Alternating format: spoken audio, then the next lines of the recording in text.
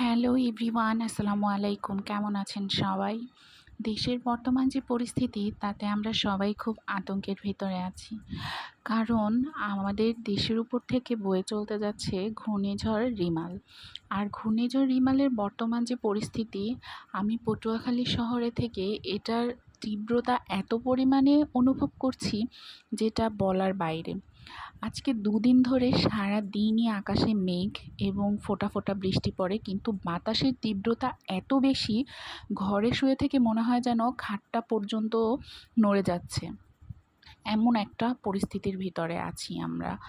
আর বাইরে বের হলে তো মনে হয় যেন দাঁড়ানোর বিন্দুমাত্র উপায় নাই, এখনই উড়িয়ে নিয়ে চলে যাবে।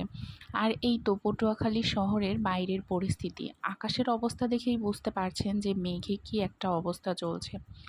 আর এখন তো বলতে না বলতে সন্ধ্যা হয়ে গেছে। সন্ধ্যার পর থেকে বাতাসের তীব্রতা আরও